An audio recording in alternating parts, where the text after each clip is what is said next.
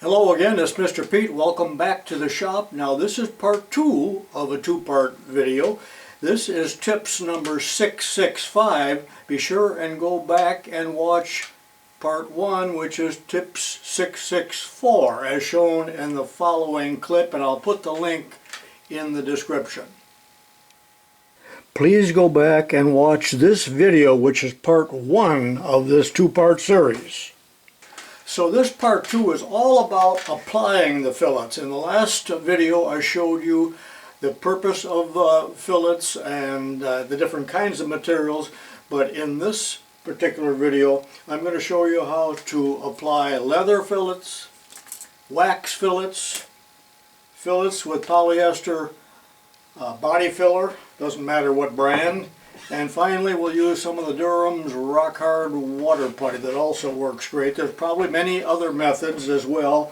There's a wood fillets I showed you in the last one, but I do not have any of that. That's just a matter of gluing them into place. So let's get started. This is not meant to be a complete tutorial on pattern making. It's strictly about fillets. Now, but let me back up and talk just a little bit about pattern draft. Pattern draft is the taper on any given piece of a wooden or metal pattern that allows you to pull it out of the sand. No undercuts allowed. Generally it's 2 or 3 degrees as shown in this sample piece. And if I hold a regular square up to this, little die maker square, you can see that there is an angle. Now this is another square here, they're not the same. This is a die maker square that's set at an angle of 2 degrees.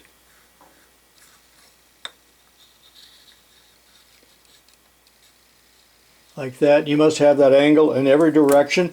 You can very easily make yourself a cheap little aluminum or steel gauge at 2 degrees or 3, whatever you want. That can be used to check it, and I have both internal and external type. Alright, enough said on that, but some of the pieces that I work on today do not have pattern draft because I'm just showing you how to put a fillet in. In review from the last video, here is the pattern with leather fillet, here it is with wax fillet, and here is a similar one which I just showed you without any fillet. And then there's also the castings here. This casting was made without fillets. You can see the shrinkage in the corner and the fact that it wouldn't pull out of the sand properly, as opposed to this casting made with fillets, and it looks much better as well. This pattern has already been coated with shellac, and I told you last time that it's amber shellac. They used to call it orange, but now for some reason they're calling it amber. I like to use that because you can see what you are covering. And the reason I'm telling you this now is that wax fillet is often applied over shellac, so I'm going to shellac this piece right now so it will dry by the time I get around to it. It doesn't take very long for shellac to dry because it's alcohol thinned. And this is a brand new can, $9. And I'm keeping my brush in a pickle jar with alcohol so it's ready to go. Just shake it off a little bit onto the floor, and I'll go ahead and shellac this. Shellac is very much self-leveling also, and it seals the surface. It's a finish that isn't used that much anymore, but it certainly was used in junior high shops, school shops years ago, because it would dry even by the end of the hour, and it was cheap and easy to clean up because you know the kids were going to spill it. So we'll let that dry. Here's an older can of denatured alcohol. Notice that it says shellac thinner here and fuel and all of that. And this used to be a rather cheap product. I was going to have a long rant on denaturing, because everything you see in red there is a warning because the government forces them to denature it, because it is grain alcohol that's been poisoned is what it is.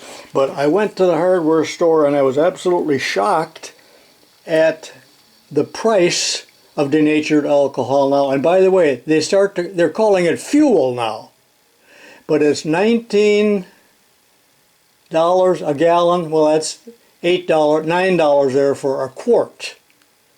And it used to be so cheap. I do not know why. Even mineral spirits, which was $3 a gallon, is now $20 a gallon.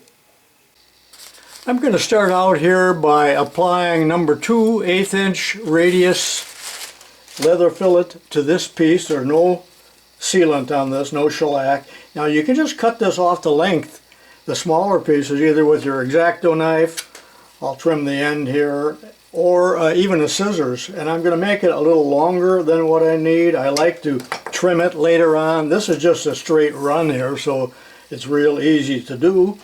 So this is the ball that I'm going to use. Make sure that the ball is clean. I like to take a piece of Scotch-Brite, because you're going to get glue and other materials on that, so just clean it up so it's smooth. And the glue can be brushed on or put on with your finger, or just about any way you want. It can be kind of messy. I'm just going to do it this way, kind of the sloppy way.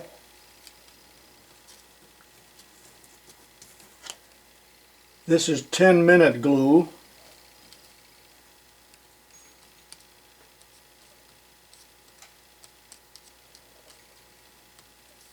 Like that.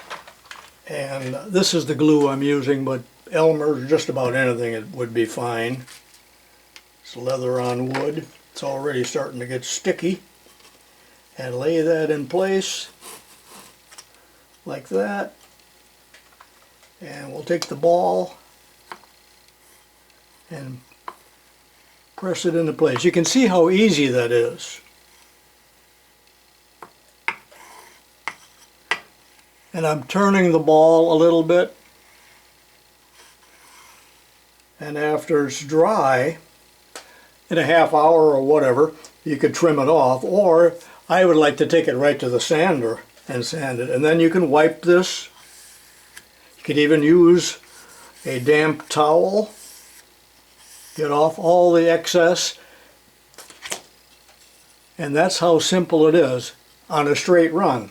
Well, now let's do it on this into a corner, and there is shellac on here, which is not ideal, but I'm going to do it anyway. This is my cutting board, and I just marked 45 degrees in both directions because I want to miter into the corner like you see there. And I will trim at 45 degrees both ends of this. This isn't too critical at all. And I'll do the other end as well. You'll see why in a minute.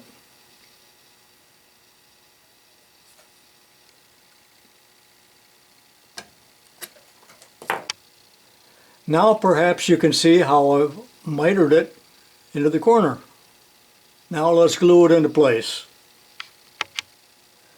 Alright, it's been glued.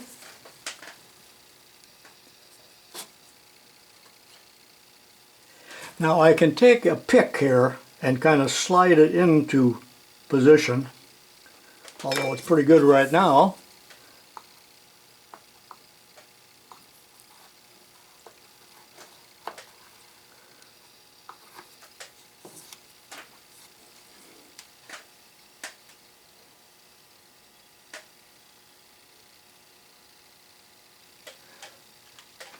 And here's the short piece. Pretty much like woodworking, isn't it? The glue is sticking to my fingers.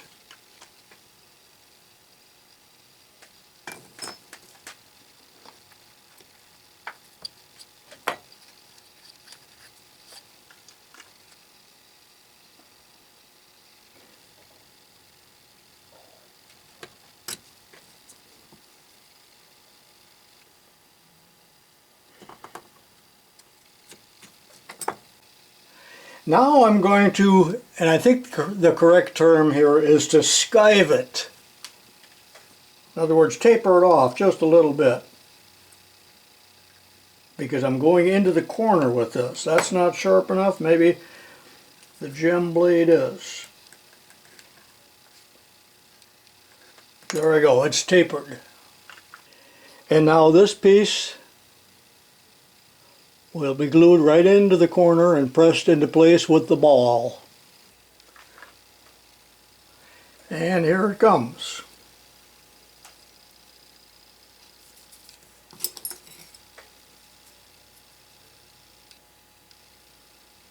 See how nice that fits in there?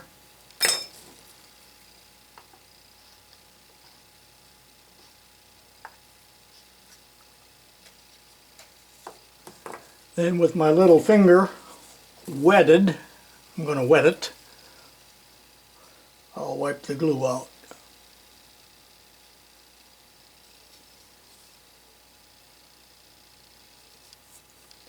Now I'm going to wipe a little more there, but let me also tell you, if you have a little void someplace or another, you can use wood putty on that. Now it costs $4.50 for that 39-cent tube.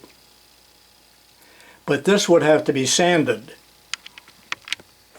This is the pattern I made several weeks ago. You probably watched the video. It was all about the Mac Bulldog, and this was a base for the Bulldog. And in that video, I did show how to apply the leather fillet. So rather than do that again on a sample piece that I have here without a fillet, I'm just going to go ahead and show you clips from that other video. You can move you could rapid forward if you've seen that already. And I'll also give you the name of that video if you want to go into it and see a little bit more about how I made this pattern. Watch this video to see me apply the leather fillets both internally and externally.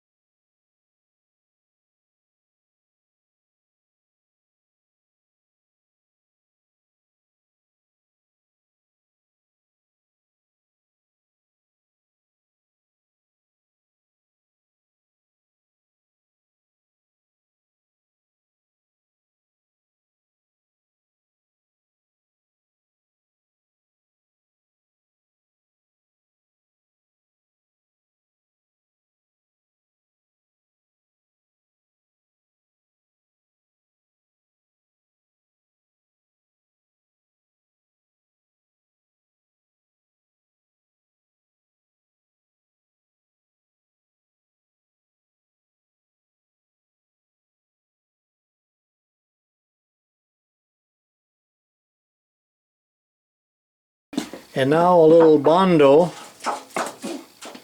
to fill this little void, the splice, and similarly inside here, although there isn't much.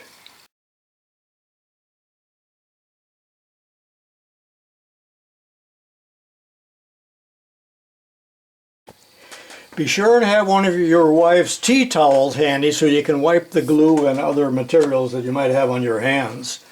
Now on this piece, I'm going to trim this to length using a razor blade. I find these even sharper than the X-Acto knife, so you can just kind of follow the contour and shave that off.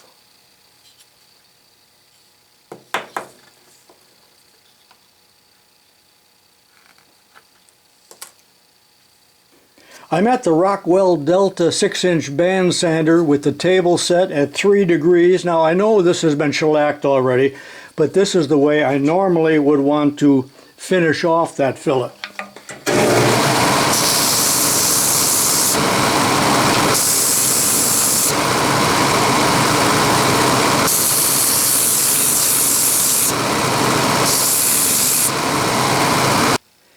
You see how nice that finishes off the leather where I sanded it? Now when I made this pattern a couple of weeks ago, there was a void here, and that's why I went down and bought the wood filler. And that dries pretty fast too. So now it's ready for shellac, even though it's been shellacked here already. So give it a real quick coat of that. Again, this is self-leveling. Did I say that? I probably said that before. And I like to put 2 coats on, and I like to use either fine steel wool or number 500 sandpaper between the coats, and then again after the final coat.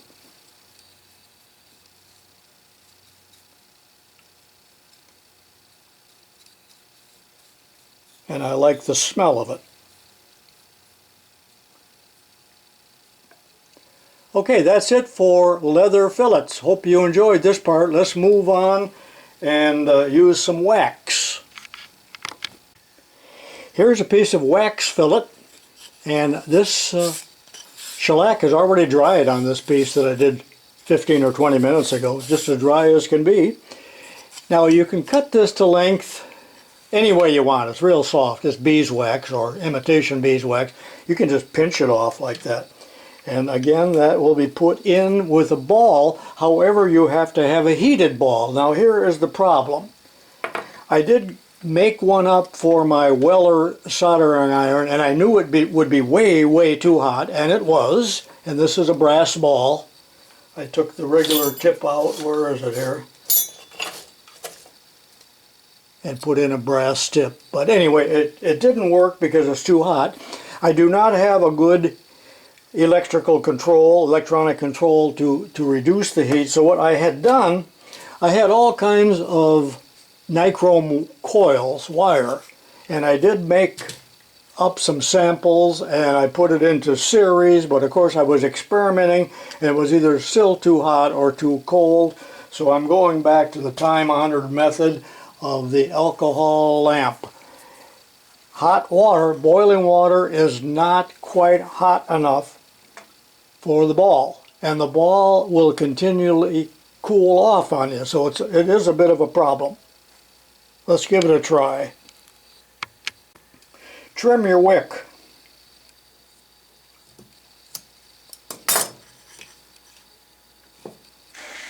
Be careful with an alcohol flame, because often you can't see it. You can't even tell it's burning. I know you can right now, but sometimes you can't tell that it's on and you can easily scorch yourself. Go ahead and preheat the ball, and you can kind of determine how hot it is with another stick of this. Is it melting it? Yeah, it is. So let's see what it'll do here.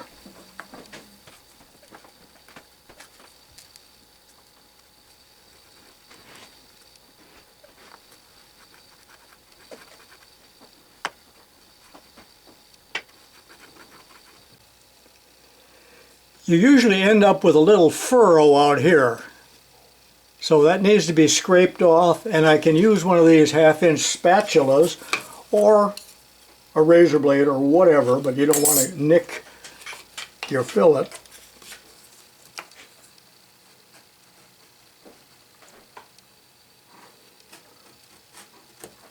Go over it a few times. Peel off that excess. Same thing on the upright portion.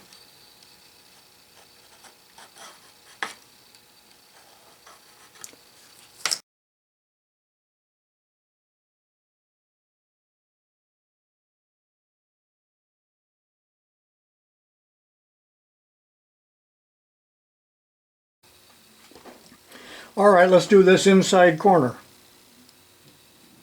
And this is 1/8 inch, 1/4 inch ball, 1/8 inch radius.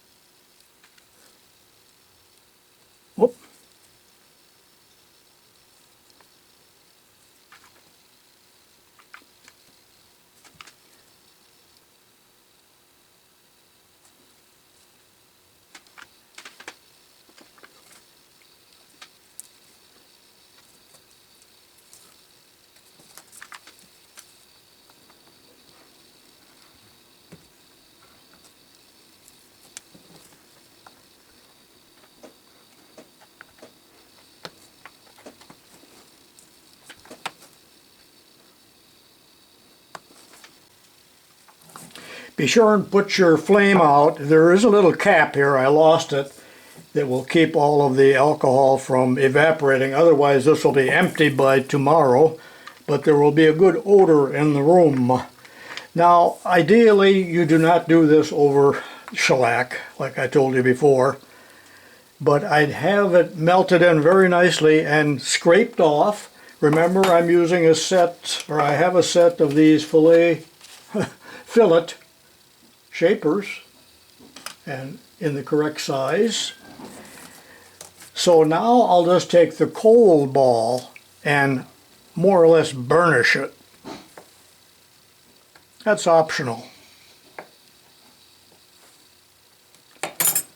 I watched my dad do this when I was 9 years old. I was mystified and amazed by it and mesmerized by the wonderful odors of the leather, the glue, the wax, and the alcohol. Fond memories.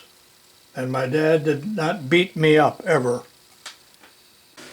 Would you agree that they never have perfected the caps on these glue bottles, no matter what brand it is, they clog up?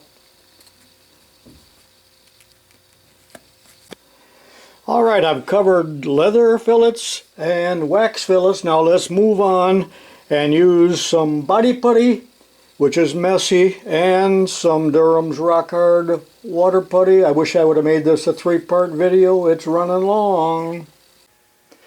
Now I'm going to lay a nice bead of Bondo, 3/16 radius, so that's a 3/8 ball. Where is it here? That's the 3/8 ball and the 3/8 spatula. I'm going to use both of them probably. I like to have lacquer thinner on hand to clean my tools and my fingers. Very flammable. Be careful of that. No flame. Move that even though it's off. So let's mix the Bondo. Not too much. And I hate it when the liquid comes out. I really want a nice bead of the cream, but you know, that never happens. I always get liquid, and this is brand new from Wally World.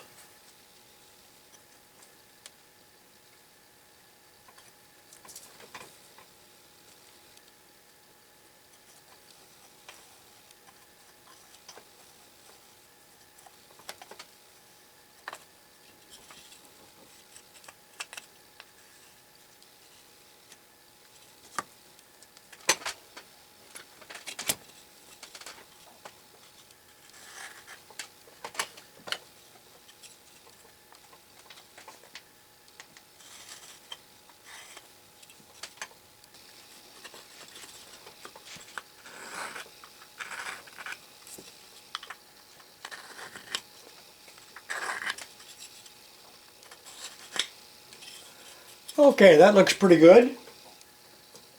Now I can use the ball also if I want to, but I don't think it's really necessary. I did put a little lacquer thinner on it.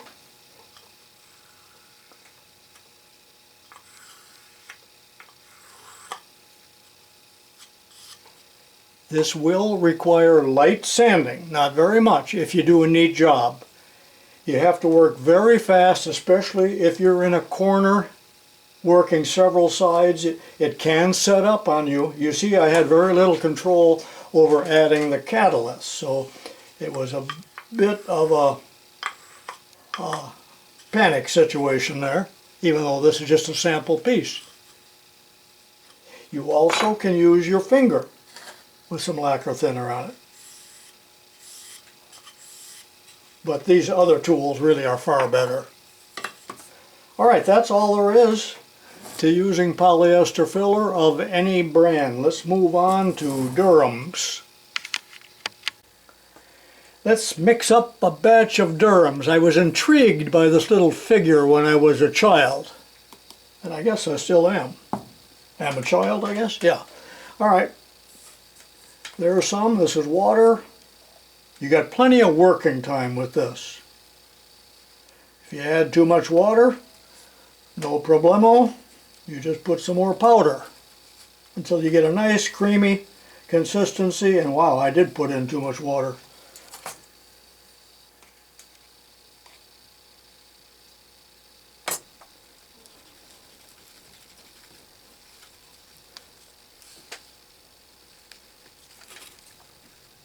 Alright, let's put some in there.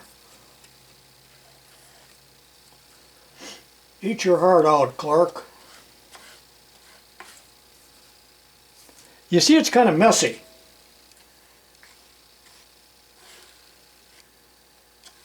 Kind of. We'll fix that.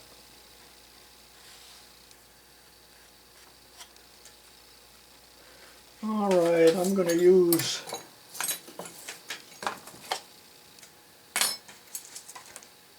this.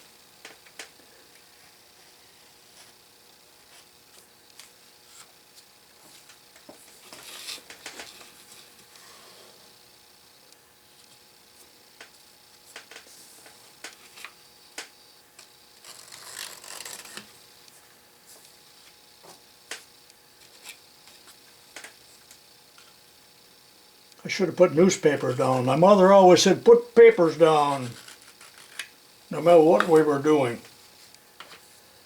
Get some newspaper.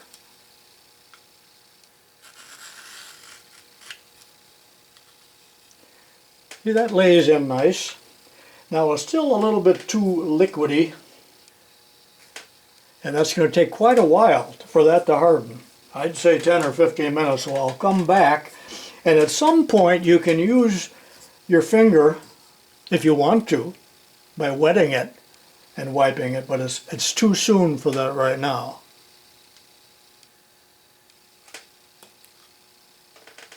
See you in 15 minutes.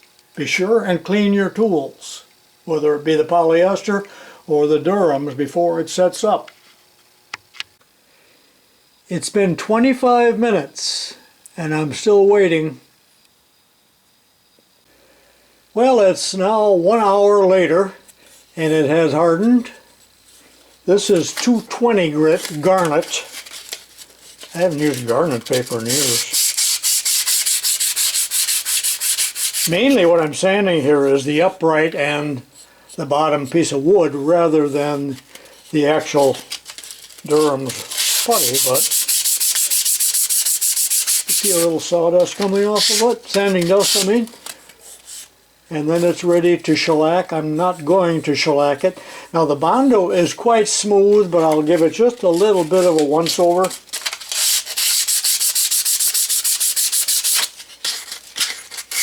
And then ready to shellac or seal or whatever you're going to use. And it's done.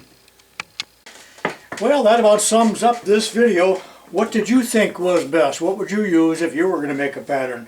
Leather or wax or Bondo or Durham's or maybe even something else. But all of them were rather successful, and I've worked with all four of those quite a bit in the past.